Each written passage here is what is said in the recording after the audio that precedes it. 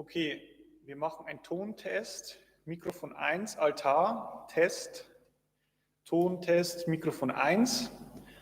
Altarmikrofon, Mikrofon 1, Test. Mikrofon 2, Ambo, Test. Tontest, Mikrofon 2, Ambo. Tontest, Mikrofon 2.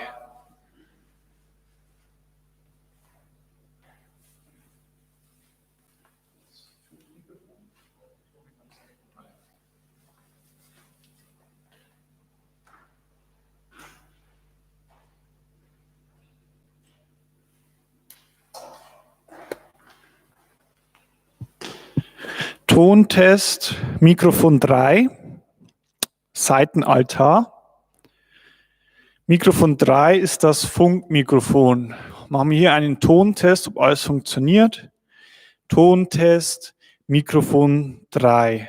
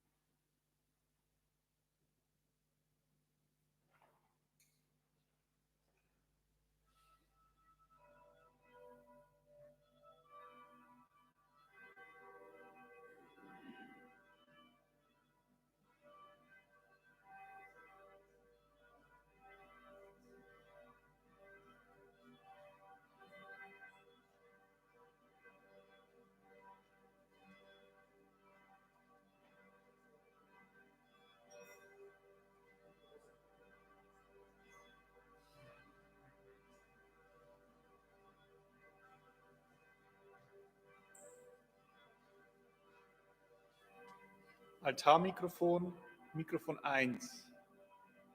Läuft. Mikrofon 2.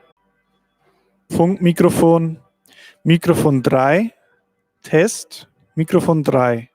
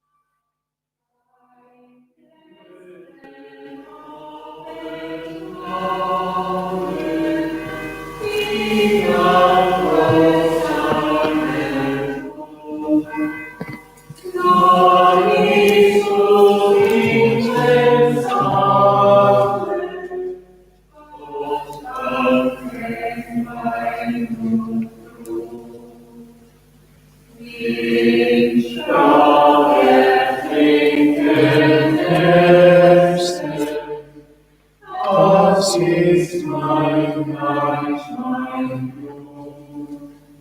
Darin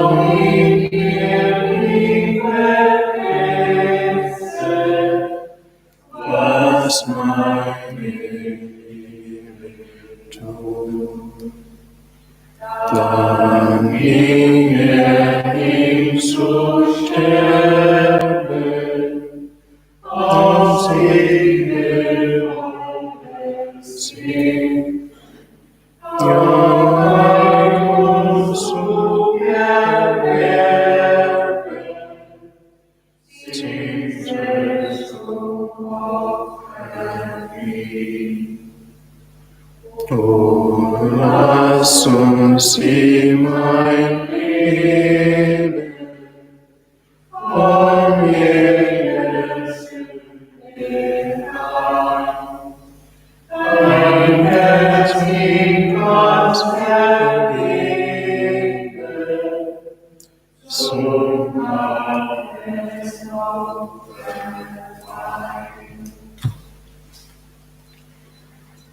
Wir rühmen uns des Kreuzes unseres Herrn Jesus Christus.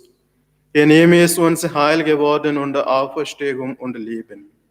Durch ihn sind wir erlöst und befreit. Im Namen des Vaters und des Sohnes und des Heiligen Geistes.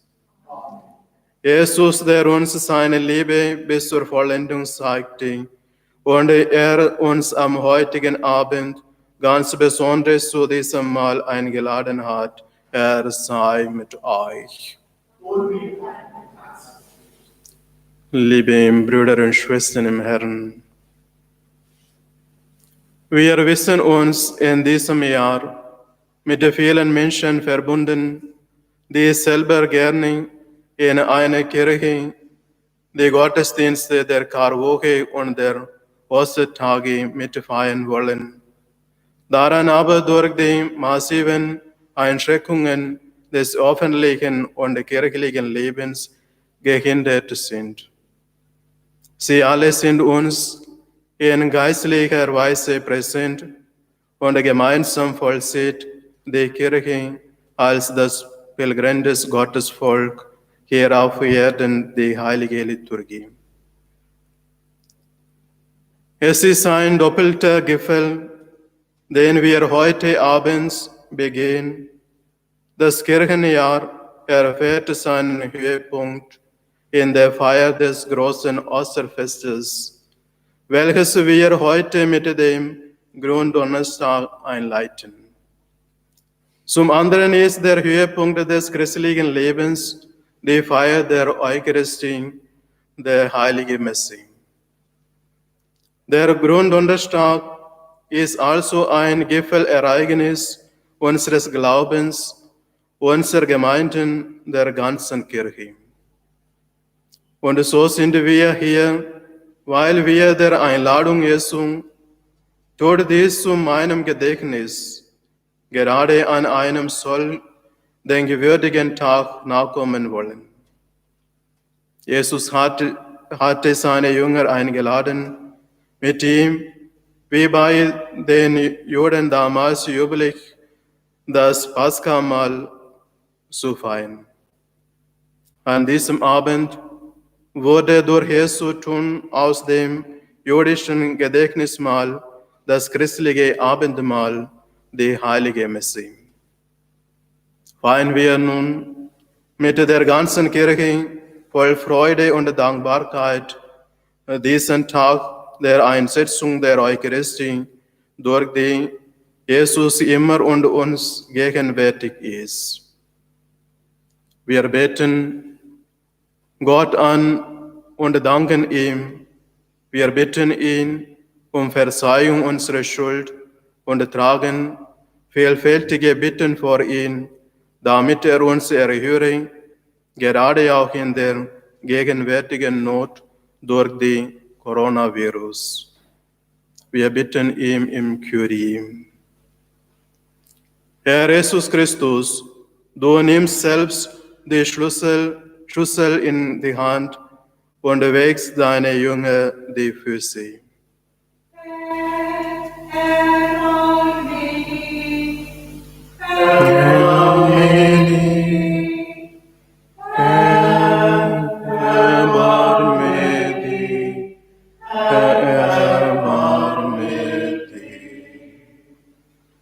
Herr Jesus Christus, deine Liebe ist eine Liebe bis zur Vollendung.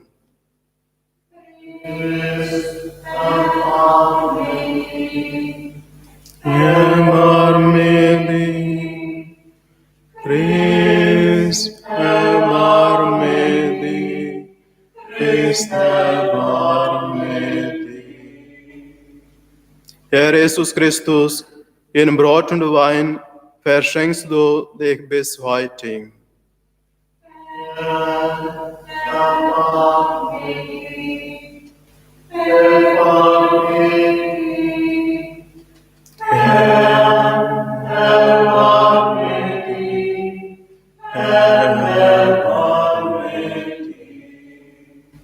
Der allmächtige Gott erbarme sich uns, erlasse uns die Sünden nach und führe uns zum ewigen Leben.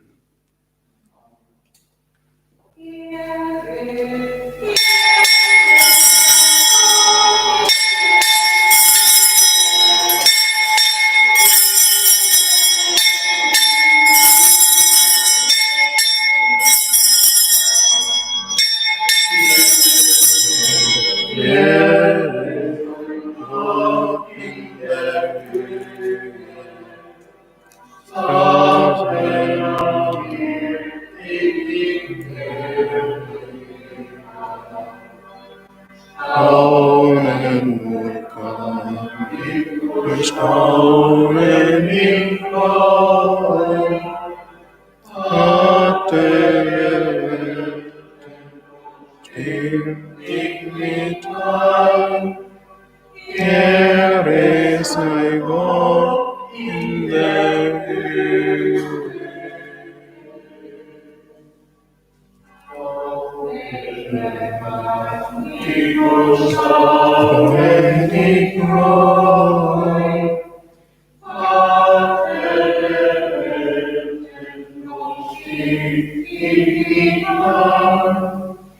Ehre sei Gott in der Höhe. Lasset uns beten. Allmächtiger, ewiger Gott, am Abend vor seinem Leiden hatte dein geliebter Sohn der Kirche das Opfer des neuen und ewigen Bundes anvertraut und das Gastmahl seiner Liebe gestiftet. Gib, dass wir aus diesem Geheimnis die Fülle des Lebens und der Liebe empfangen. Darum bitten wir durch Jesus Christus, unseren Herrn.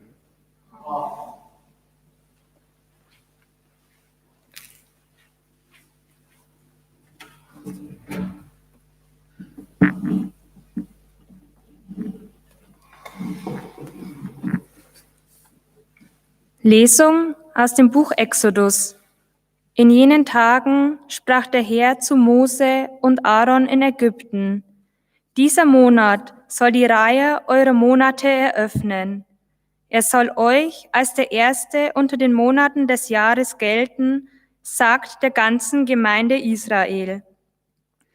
Am 10. diesen Monats soll jeder ein Lamm für seine Familie holen, ein Lamm für jedes Haus. Ist die Hausgemeinschaft für ein Lamm zu klein, so nehme er es zusammen mit dem Nachbarn, der seinem Haus am nächsten wohnt, nach der Anzahl der Personen. Bei der Aufteilung des Lammes müsst ihr berücksichtigen, wie viel der Einzelne essen kann. Nur ein fehlerfreies, männliches, einjähriges Lamm darf es sein. Das Junge eines Schafes oder einer Ziege müsst ihr nehmen. Ihr sollt es bis zum 14. Tag dieses Monats aufbewahren. Gegen Abend soll die ganze versammelte Gemeinde Israel die Lämmer schlachten. Man nehme etwas von dem Blut und bestreiche damit die beiden Türpfosten und den Türsturz an den Häusern, in denen man das Lamm essen will.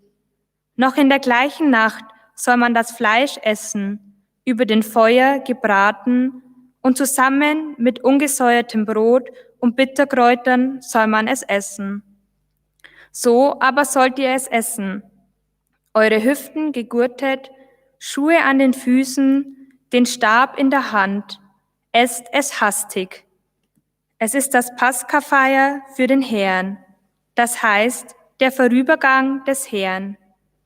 In dieser Nacht gehe ich durch Ägypten und erschlage in Ägypten jeden Erstgeborenen bei Mensch und Vieh. Über alle Götter Ägyptens halte ich Gericht, ich, der Herr. Das Blut an den Häusern, in denen ihr wohnt, soll ein Zeichen zu eurem Schutz sein. Wenn ich das Blut sehe, werde ich an euch vorübergehen. Und das vernichtende Unheil wird euch nicht treffen, wenn ich in Ägypten dreinschlage. Diesen Tag sollt ihr als Gedenktag begehen, feiert ihn als Fest zur Ehre des Herrn. Für die kommenden Generationen macht euch diese Feier zur festen Regel. Wort des lebendigen Gottes.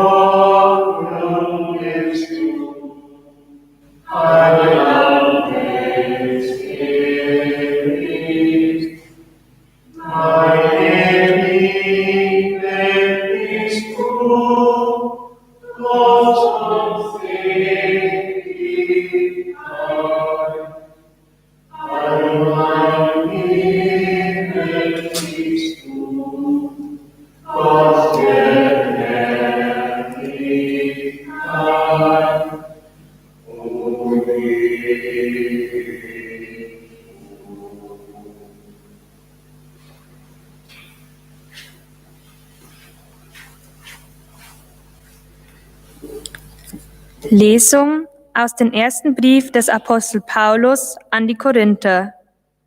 Brüder und Schwestern, ich habe von Herrn empfangen, was ich euch dann überliefert habe.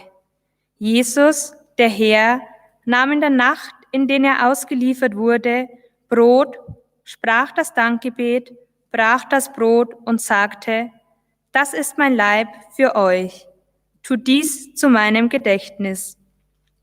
Ebenso nahm er nach dem Mahl den Kelch und sprach, dieser Kelch ist der neue Bund in meinem Blut.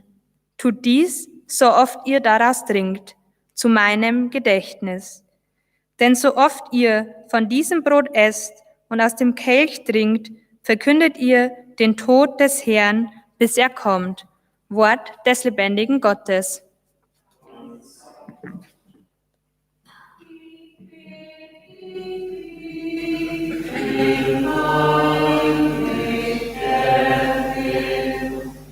Ich will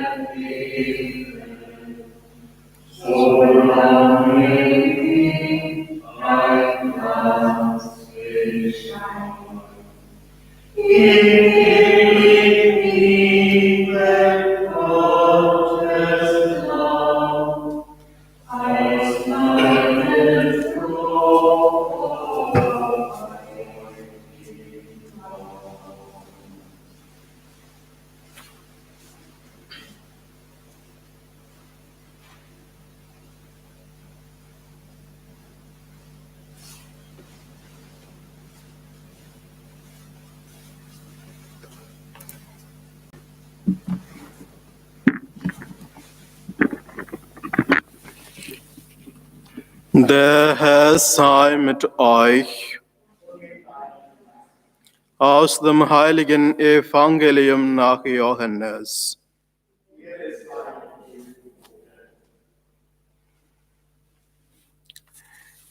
Es war vor dem Paschafest. Jesus wusste, dass seine Stunde gekommen war, um aus dieser Welt zum Vater hinüberzugehen. Da er die Seinen, die in der Welt waren, liebte, erwies er ihnen seine Liebe bis zur Vollendung.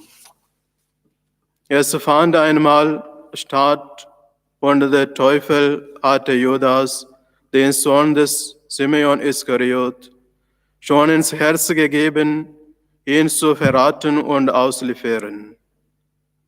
Jesus, der wusste, dass ihm der Vater alles in die Hand gegeben hatte und dass er vom Gott gekommen war und zu Gott zurückkehrte, stand vom Mahl auf, legte sein Gewand ab und umgürtete sich mit einem Leinentuch.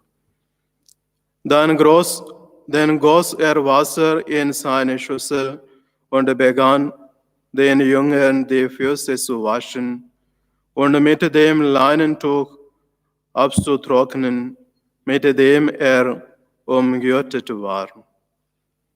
Als er zu Simon Petrus kam, sagte dieser zu ihm: Du, Herr, willst mir die Füße waschen?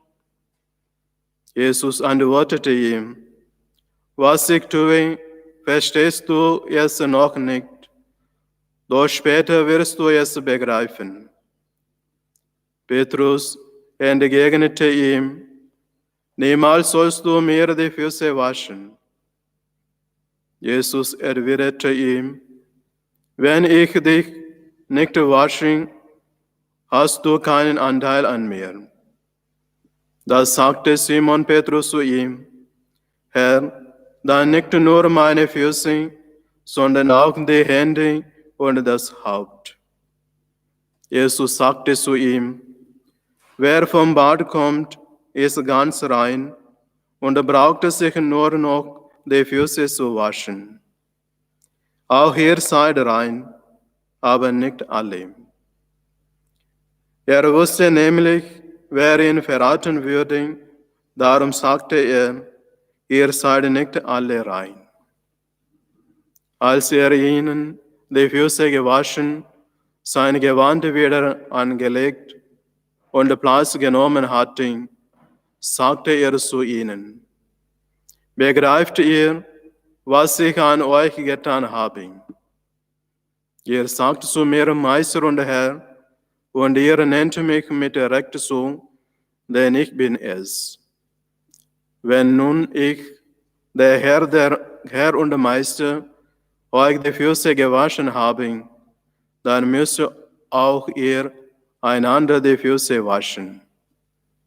Ich habe euch ein Beispiel gegeben, damit auch ihr so handelt, wie ich an euch gehandelt habe.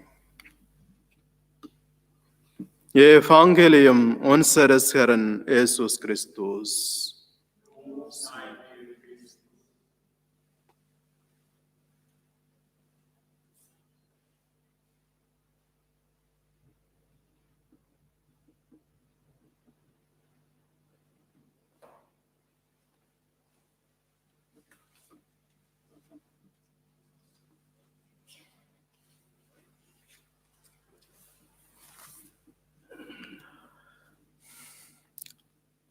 Liebe Schwestern und Brüder im Herrn,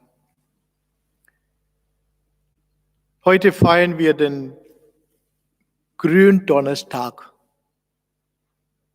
Heute ist ein sehr wichtiger Tag für uns Christen und besonders für uns Priester.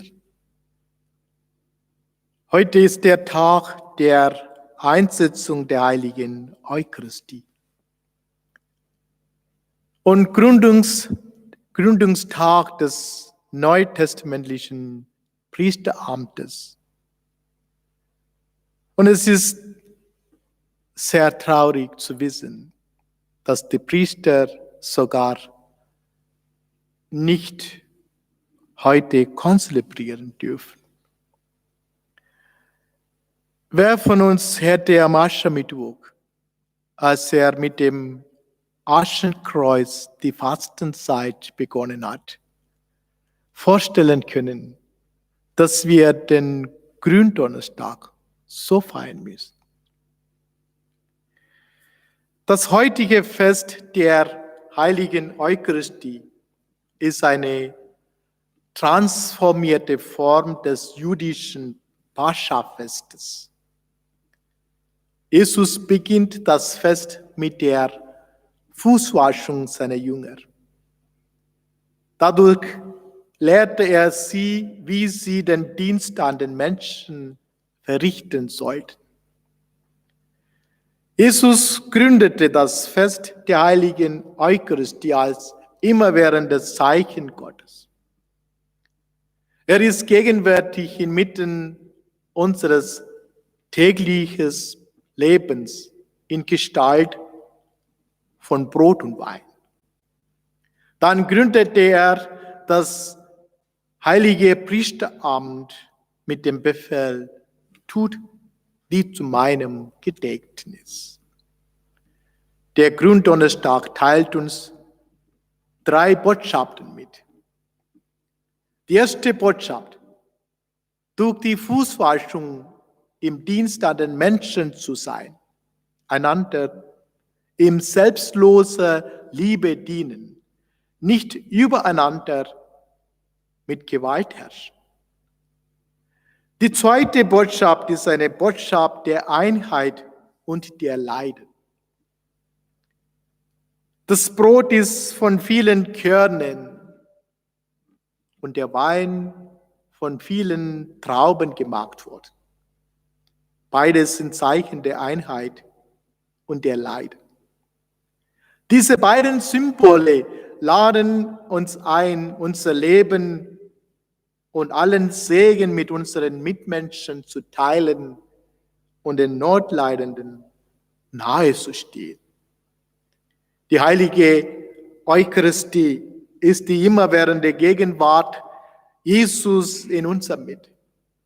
Wir sind eingeladen, in unserer Mitte die anwesende Gottes Gegenwart zu erkennen. Die größte Tragödie in der heutigen Welt ist, dass wir Menschen den in unserer Mitte wohnenden und schützenden, mit uns gehenden Gott zu erkennen, vergessen.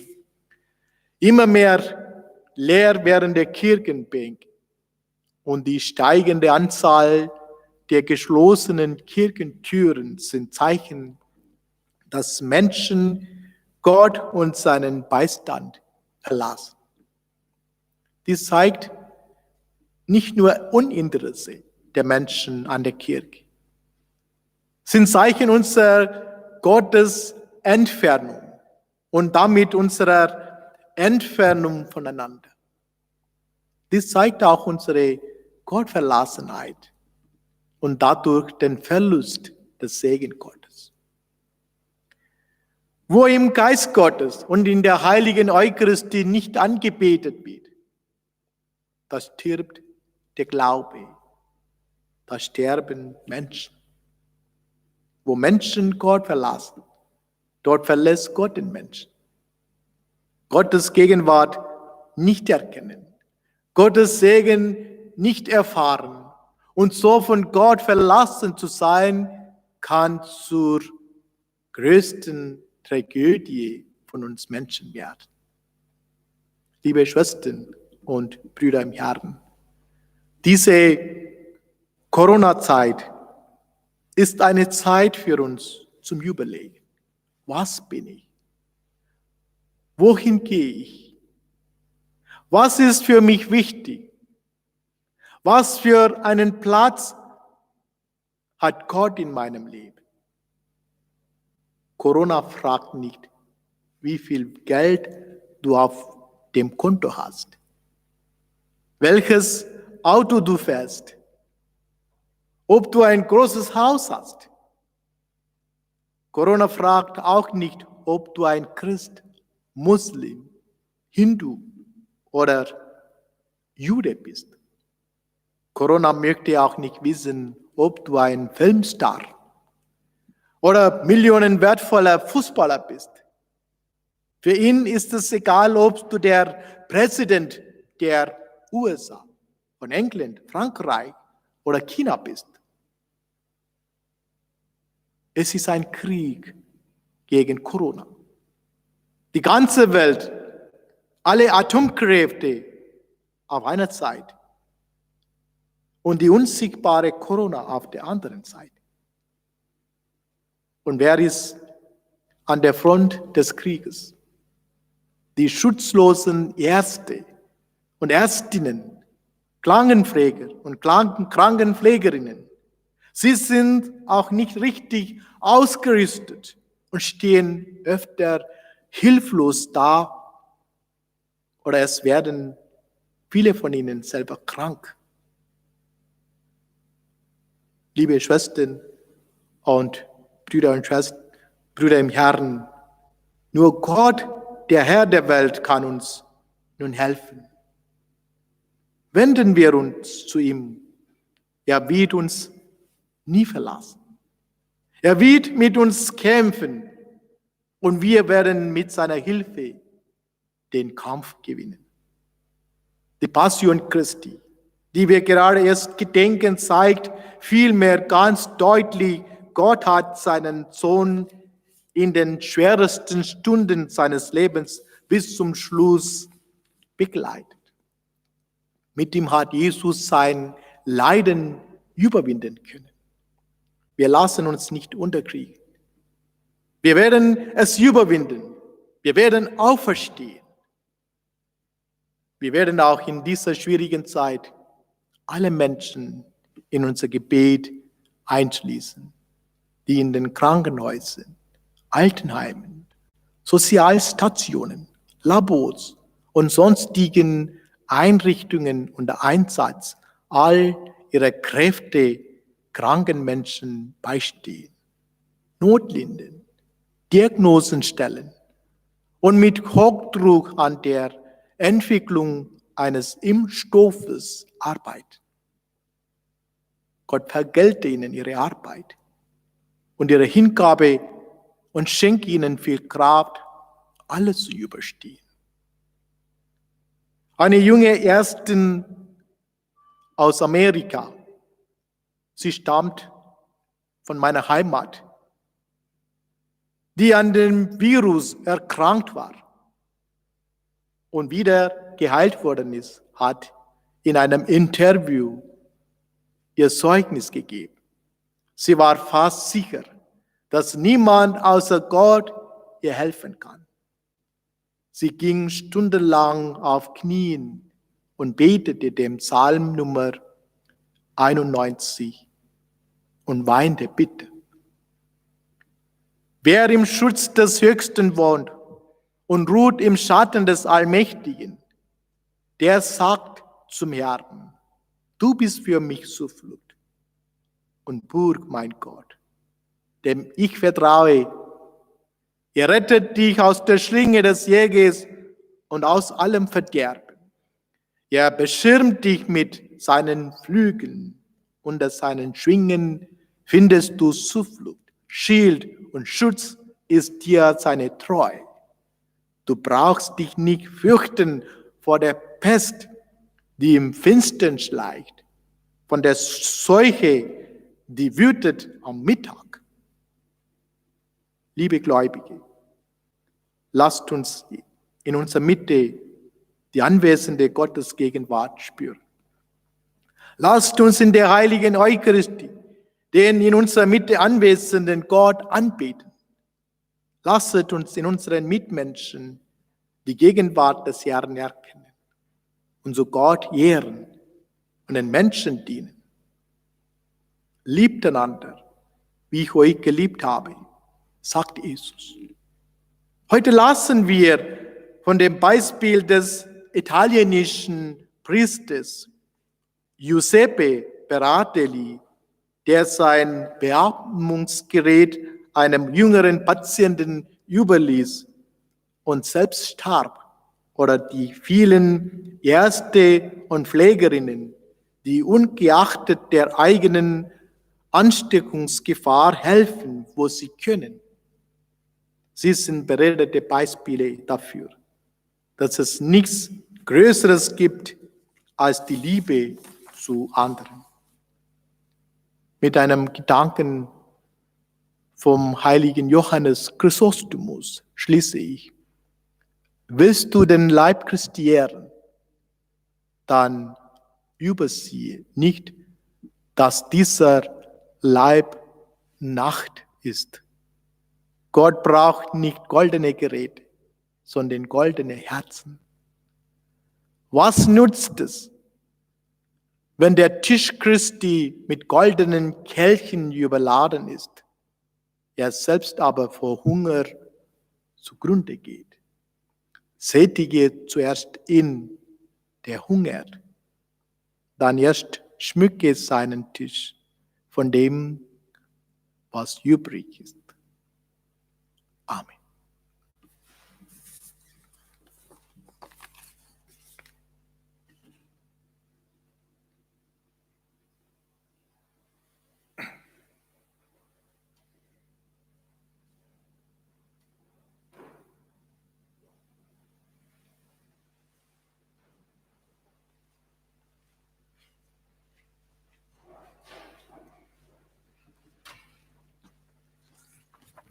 Wir beten zu Jesus Christus, der uns aufgetragen hat, das Gedächtnis seines Leidens und seiner Auferstehung zu feiern. Wir beten für unseren Papst Franziskus, für die Bischöfe, Priester und Diakone, dass sie mit jener Liebe ihr Amt ausfüllen, die du deinen Jüngern aufgetragen hast, du Gott des Lebens. Wir bitten dich, erhöre uns. Für die Menschen, die an Covid-19 erkrankt sind und überall auf der Welt um ihr Leben kämpfen. Für alte Menschen, deren Gesundheit besonders gefährdet ist und für die mit einer Vorerkrankung. Für die Verstorbenen, deren Leben nicht gerettet werden konnte, du Gott des Lebens. Wir bitten dich, erhöre uns.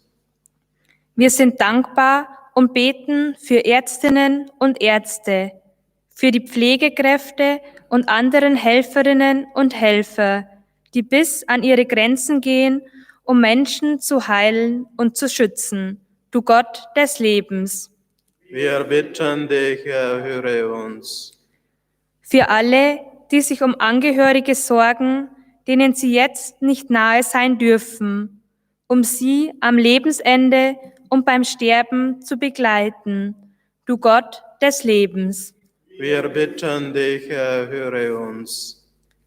Wir beten für alle Gläubigen, die Halt und Orientierung suchen und die Kar- und Ostertage außerhalb der vertrauten Kirchenräume verbringen. Und für alle Männer und Frauen, die mit Worten und Zeichen, mit Musik und Licht neue geistliche Impulse für Einzelne und für die Gemeinschaft geben, du Gott des Lebens.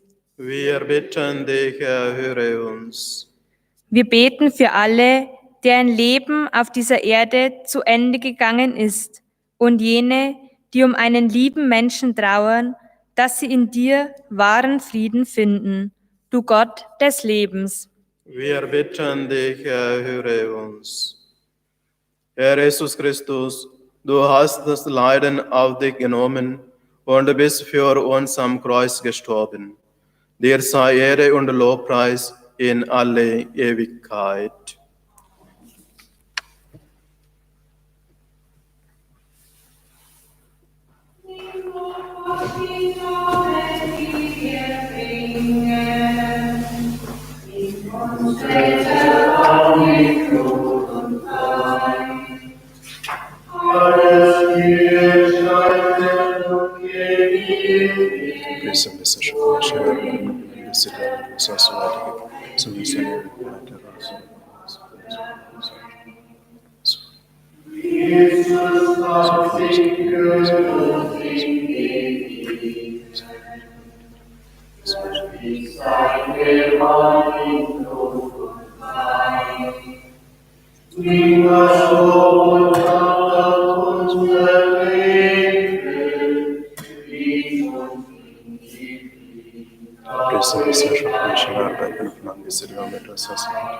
Priesen bis in Ewigkeit, der uns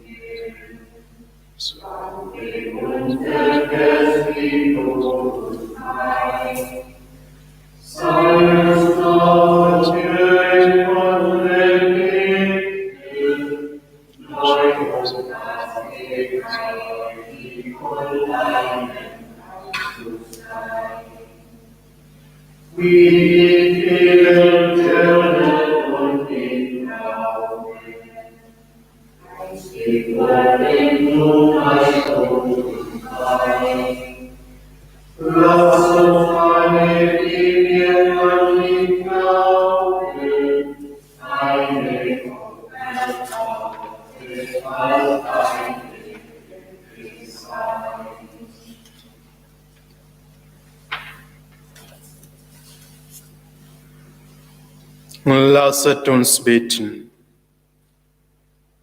Herr, gib, dass wir das Geheimnis des Altares erhörtig feiern, denn so oft wir die Gedächtnisfeier dieses Opfers begehen, vollzieht sich an uns das Werk der Erlösung.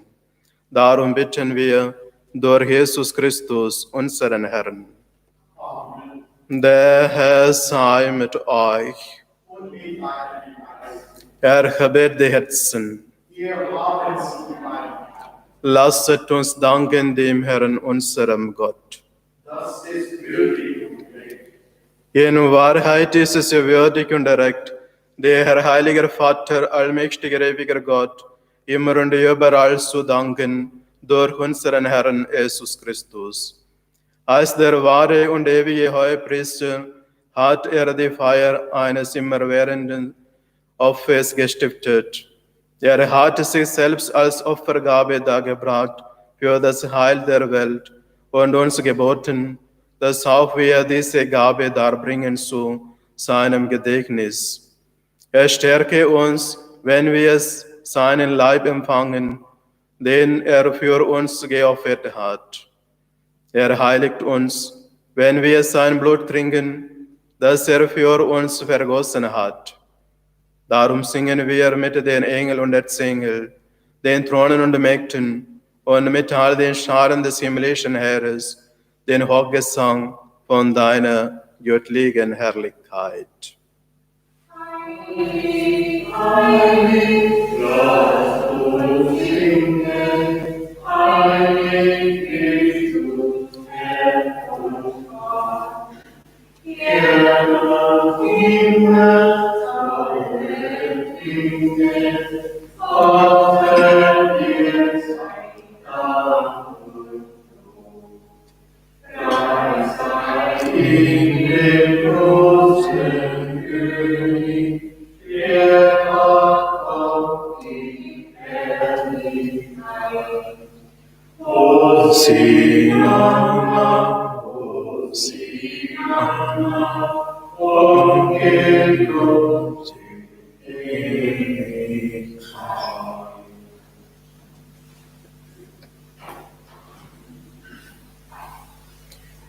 Ja, du bist heilig, großer Gott. Du bist der Quell aller Heiligkeit. Darum kommen wir vor dein Angesicht und feiern in Gemeinschaft mit der ganzen Kirche den Tag, an dem unser Herr Jesus Christus sich auch für uns hingegeben hat. Durch ihn, unseren Erlöser und Heiland, den du verherrlicht hast, bitten wir dich. Sende deinen Geist auf diese Gaben herab und heilige sie, damit sie uns werden, Leib und Blut deines Sohnes, unseres Herrn Jesus Christus. Denn am Abend, an dem er ausgeliefert wurde und sich aus freiem Willen dem Leiden unterwarf, das ist heute, nahm er das Brot und sagte Dank, brach es, reichte es seinen Jüngern und sprach: Nehmet und esset alle davon, das ist mein Leib, der für euch hingegeben wird.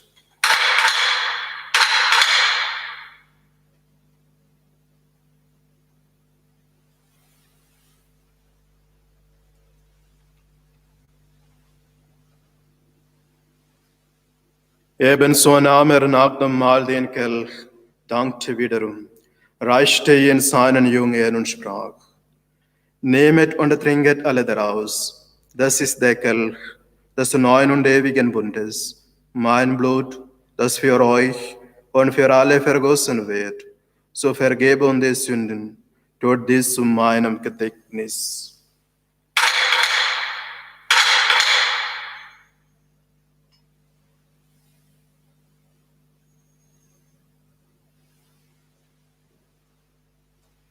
Geheimnis des Glaubens. Deinen Tod, o Herr, verkünden wir, und deine Auferstehung preisen wir, bis du kommst in Herrlichkeit. Darum, gütiger Vater, feiern wir das Gedächtnis des Todes und der Auferstehung deines Sohnes und bringen dir so das Brot des Lebens und den Kelch des Heiles dar. Wir danken dir, dass du uns berufen hast, vor dir zu stehen und dir zu dienen. Wir bitten dich, schenke uns Anteil an Christi Leib und Blut und lass uns eins werden durch den Heiligen Geist. Gedenke deine Kirche auf der ganzen Erde und vollende dein Volk in der Liebe, vereint mit unserem Papst Franziskus, unserem Bischof Rudolf und allen Bischöfen, unseren Priestern und Diakonen und mit allen, die zum Dienst in der Kirche bestellt sind. Gedenke aller unserer Brüder und Schwestern, die entschlafen sind in der Hoffnung, dass sie auferstehen.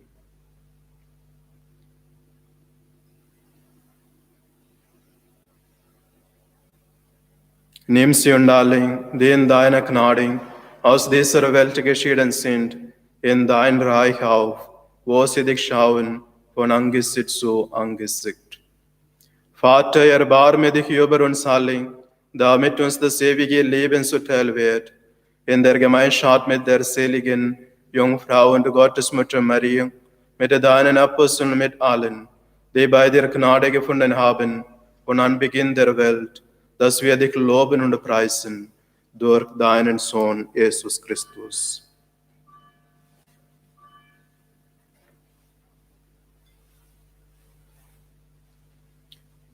Durch ihn und mit ihm und in ihm ist dir Gott, allmächtiger Vater, in der Einheit des Heiligen Geistes, alle Herrlichkeit und Ehre, jetzt und in Ewigkeit. Wir heißen Kinder Gottes und sind es. Darum wagen wir es zu sprechen.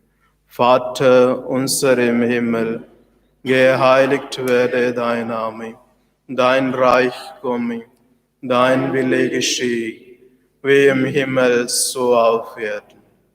Unser tägliches Brot gib uns heute und vergib uns unsere Schuld, wie auch wir vergeben unseren Schuldigen.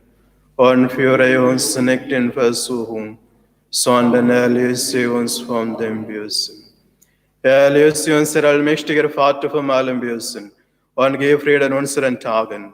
Komm uns zu Hilfe mit deinem Erbarmen und bewahre uns vor Verwirrung und Sünde, damit wir voll zuversicht das Kommen unseres Erlösers, Jesus Christus, erwarten. Denn dein ist das Reich und die Kraft und die Herrlichkeit.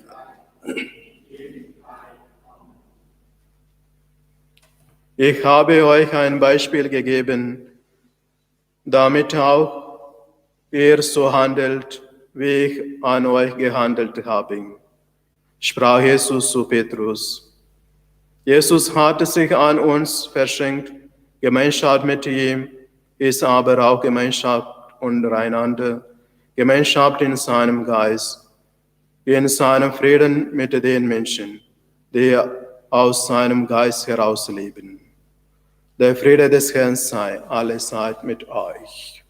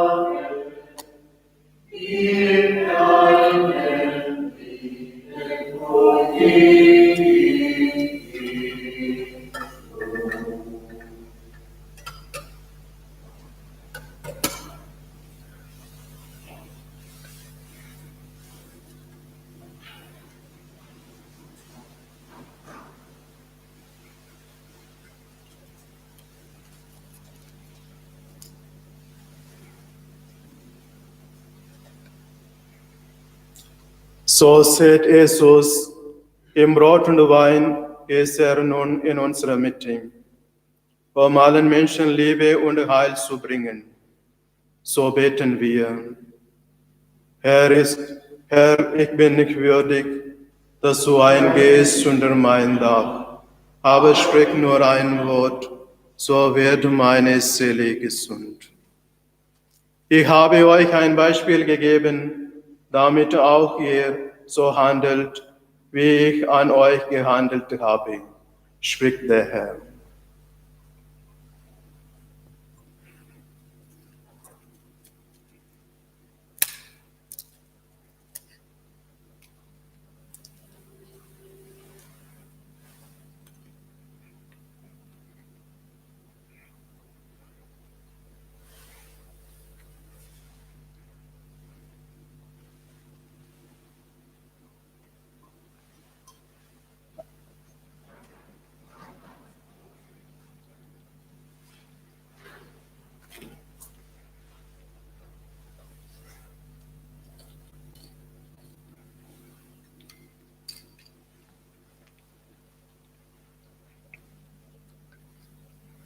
Der Leib Christi.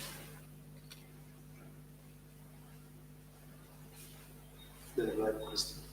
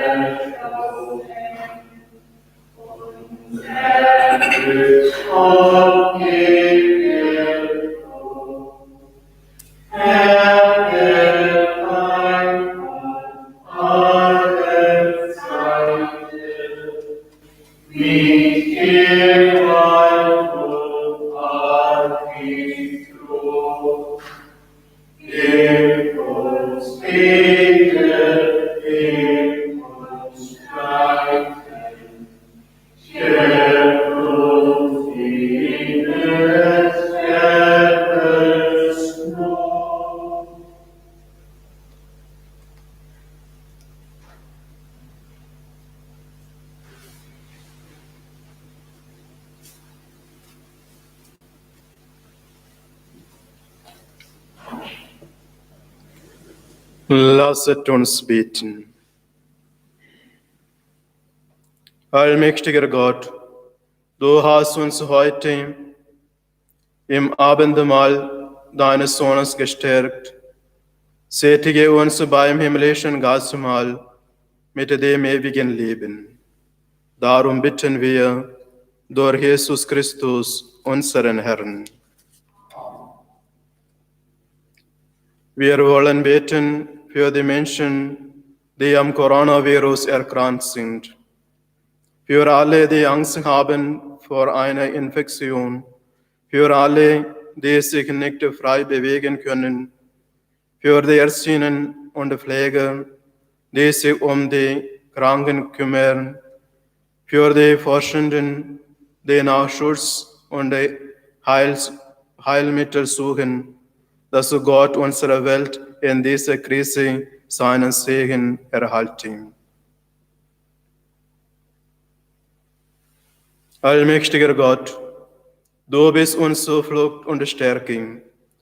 Viele Generationen vor uns haben dich als mächtig erfahren, als Helfer in allen Nöten.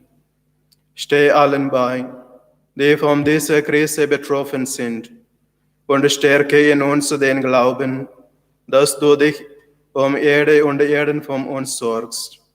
Darum bitten wir durch Jesus Christus, unseren Herrn. Amen. Vater unser im Himmel, geheiligt werde dein Name, dein Reich komme, dein Wille geschehe, wie im Himmel so auf Erden. Unser tägliches Brot gib uns heute und vergib uns unsere Schuld, wie auch wir vergeben unseren Schuldigen. Und führe uns nicht in Versuchung, sondern erlöse uns von dem Bösen. Gegrüßet seist du, Maria, voll der Gnade. Der Herr ist mit dir.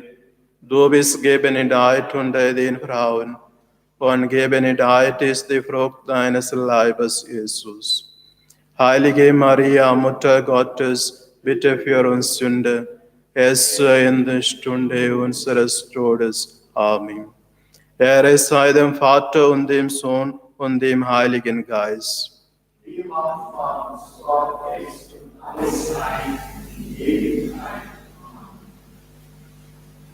Liebe Brüder und Schwestern, eigentlich unsere Gründonnerstag-Liturgie ist zum Schluss kommen, und ich danke Ihnen allen. Körperlich, wir sind nicht präsent in unserer Kirche, aber wir alle mit geistlich teilgenommen. So, ich danke Ihnen allen und besonders Maximilian und Anna-Maria für die Live-Übertragung heutigen Gottesdienst und Messe Tobias und Peter für die wunderschöne Geschmuck unserer Kirche und die Seitenaltar. Und ich danke besonders Frau Silly Wittmann für die Einstimmung heutigen Gottesdienst. Und ich wünsche euch allen ein gesundes und Gründonnerstag und die kommenden Feiertage Gottes reichen Segen zu bekommen. Wir tragen die Allerheiligsten zum Seitenaltar.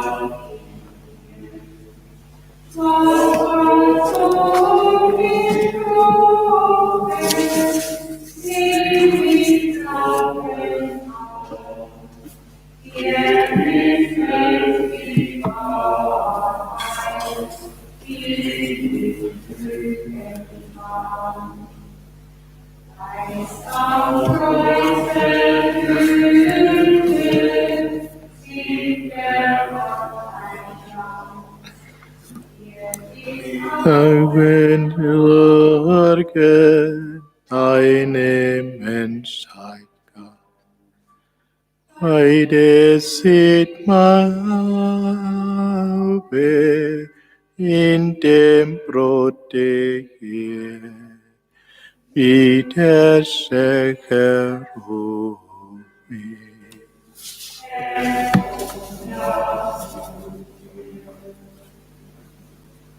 Jesus, ich glaube, dass du gegenwärtig bist, im allerheiligsten Altarsakrament. Ich liebe dich über alles. Ich sehne mich nach dir von ganzem Herzen. Da ich dich erst nicht in der sakramentalen Gestalt empfangen kann, bitte ich dich, geistigerweise in mein Herz zu kommen.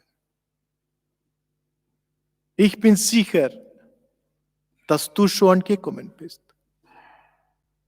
Daher umarme ich dich und vereinige mich ganz mit dir. Halte mich fest und lass mich niemals von dir scheiden. Mein Jesus, ich liebe dich aus ganzem Herzen.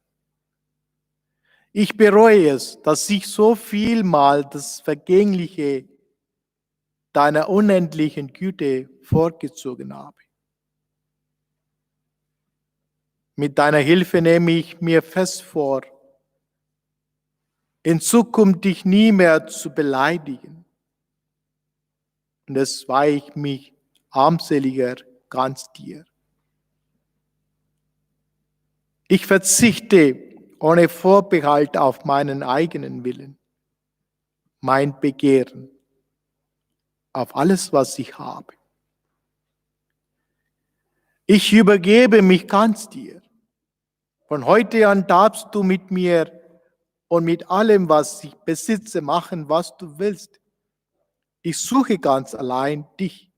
Ich verlange nach nichts anderem als nach deiner heiligen Liebe, nach der Beharrlichkeit bis ans Ende und nach der vollkommenen Erfüllung deines Willens.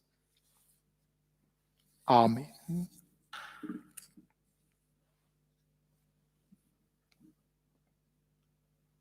Jesus, der Herr hat uns gesagt, bittet, dann wird euch gegeben. Sucht, dann werdet ihr finden. Klopft an, dann wird euch geöffnet. So dürfen wir uns vertrauensvoll im Gebet an ihn wenden und ihn in der Litanei vom heiligsten Sakrament um sein Erbarmen bitten. Herr, erbarme dich. Christus, erbarme dich. Herr, erbarme dich.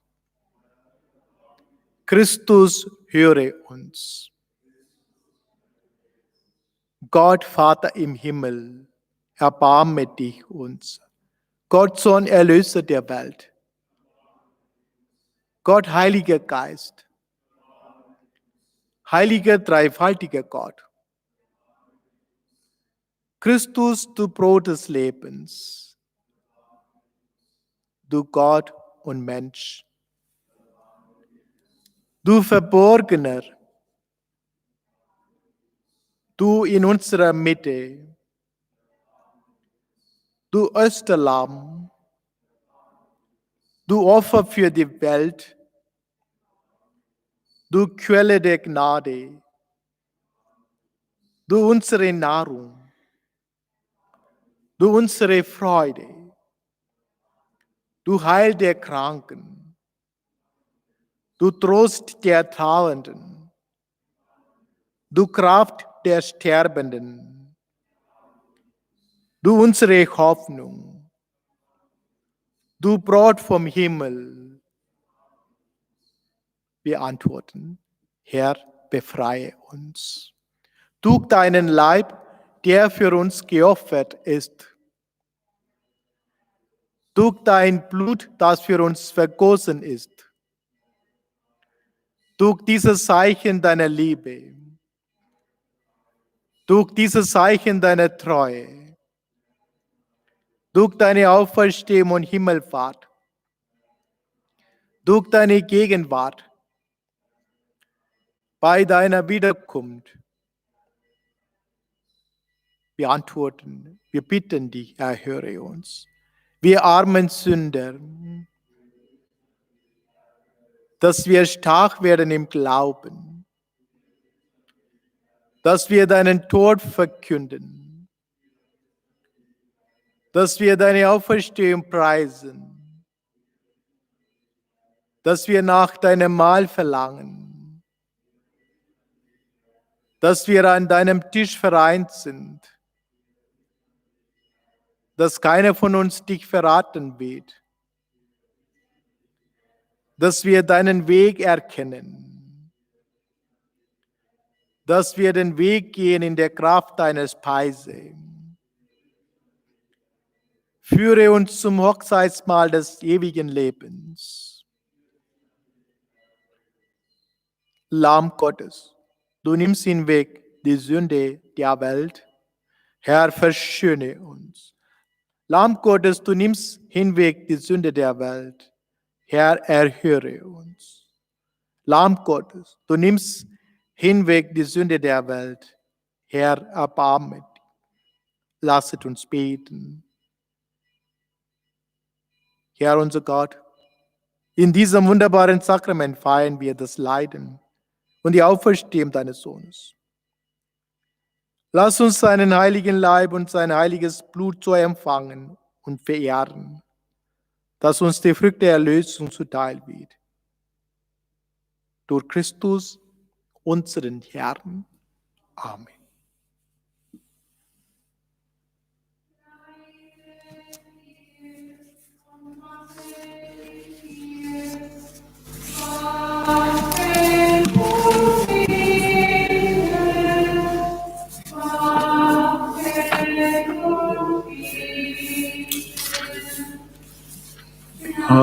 Bleibet ihr, wachet mit mir, wachet und betet, wachet und betet. Bleibet ihr, wachet mit mir, wachet und betet, wachet und betet. Bleibet ihr und wachet mit mir, wachet und betet, wachet und betet.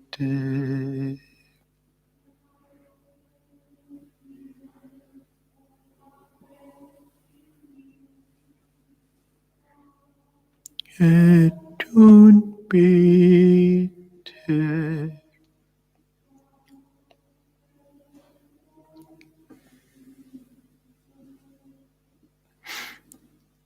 Liebe Gläubige, Sie sind alle eingeladen zur Anbetung. Die Kirche wird offen bleiben bis zu 24 Uhr. Sie können schon bis zu 24 Uhr in die Kirche kommen und persönlich anbeten, auch mit Familie. Danke Ihnen. Schönen Abend.